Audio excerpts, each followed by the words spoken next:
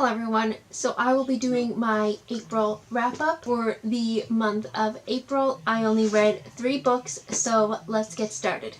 The first book I read was Lolita by Vladimir Nabokov. This is a classical fiction literature. It opens with a foreword by a fictional doctor, and he explains that he's reading a manuscript by a man who died in prison while awaiting trial. And the manuscript is called Lolita, and all the characters have pseudonyms, even the author of the manuscript, Humbert. The story Lolita begins with Humbert talking about how he likes nymphets. While Humbert is renting out a place from Mrs. Hayes, he ends up falling in love with her 12-year-old daughter. And in order to stay close to Lolita, Mrs. Hayes' 12-year-old daughter, he decides to marry Mrs. Hayes. While Lolita is at camp, Mrs. Hayes ends up dying, and so Humbert decides to take her out of camp and not tell her that her mom died and just decide to go cross country. The reason I read this book is because of the Oh No They Didn't reading challenge for the month of April was to read a book with an unreliable narrator. Humbert is an unreliable narrator because he's a predator, and in the story he tells us that Lolita loves him and that she wants to be with him. But everything Lolita says and does tells a different story. She stays with Humbert because she has nobody else to stay with. She is afraid. Throughout the book, she makes jokes about how she's going to tell the police that he raped her. The book was fascinating. However, I just didn't like how it was written. Some parts it went off in tangents, and a lot of it I just thought was boring.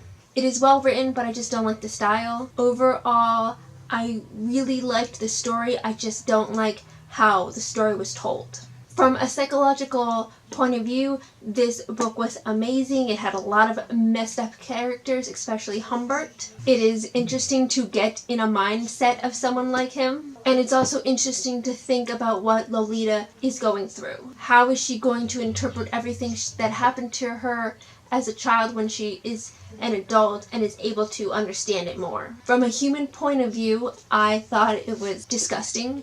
I was creeped out how Hubert was describing Lolita, and just basically the whole thing about Humbert being into nymphets just skeeved me out. The second book I read is my Sweet Audrina by V.C. Andrews. I read this because of Peter Mon's book club, so I will link his video about where he discusses his take on my Sweet Audrina. This is a gothic horror fiction novel. This is about Audrina, who has been living in her older sister's shadow. Years before Audrina was born, her sister, who was also named Audrina, was raped and murdered. Her father is very strict with her because of that and says don't go into the woods, and basically tries to get Audrina to be more like the first Audrina. She also lives with her mother, who is kind of being controlled by the father, and her cousin Vera, who hates Audrina and torments her.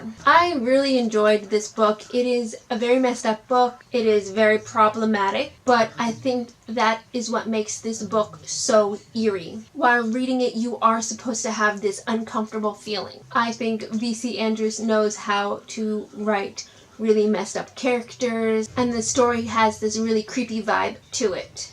I really like the gothic feeling to it, where they lived, and just the whole vibe to it. I pictured it very Victorian, and I think that's why I enjoyed it so much. I will say trigger warning to rape. The main story is revolved around that subject, and also it doesn't have a good representation of autism. I have a lot of feelings towards this book, but in order to say it, I will have to give some spoilers. So if you don't want to hear them, skip ahead to the time here. Okay, so I feel so bad for Audrina. There isn't a first Audrina. Everything that happened to the first Audrina actually happened to her. After she got gang raped, Audrina wanted to kill herself, and so her parents decided to mess with her memory. And I think that is so messed up because this didn't allow Audrina to heal and recover from it. And the fact that everybody in her life just held a secret is messed up, including Arden and his mother. So even characters that were supposed to be good characters and save Audrina, like Arden and his mother, they ended up being awful characters, especially Arden. I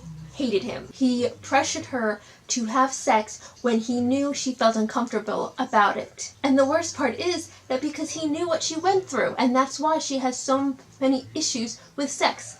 But he pressured her, and when she didn't give it to him, he would cheat on her, and he said that men need it. I'm sorry, but if a man ever tells you that men need it and that's why he cheated, or that's why you need to give it to him, run away. So we find out that Vera is actually her sister, and that's why she hates Audrina all this time, because she's gotten all the love and attention from her father. So I end up feeling bad for her, but also thinking that she is an awful person because of all the awful things she's done. The last book I read in the month of April is Aristotle and Dante Discover the Secrets of the Universe by Benjamin Alare Sanz. Sorry if I'm butchering that. This is told by the point of view by Aristotle, who is this angry teenager. His father was in Vietnam, and when he returned, he was different, but his father never really tells them what went on in the war. And his brother is in prison, and they just treat it as if he's dead, and so they never really talk about it, even though Aristotle wants to know what happened because he was so young when he went away. One day at the swimming pool, he meets Dante, and they form this bond and they become best friends, and this bond changes their lives. I thought this was such a beautiful story. I loved how diverse it was with the LGBTQ plus characters and the Mexican American characters. I thought the relationships between children and parents was awesome, especially Dante's. You can just see how much they loved each other. Aristotle's parents grew to opening up. It showed the importance of communication, and I thought that was beautiful. I connected so much with Dante. He doesn't feel like he is a real Mexican, and that goes throughout the whole story, talking about that. And I relate so much. My mom is white.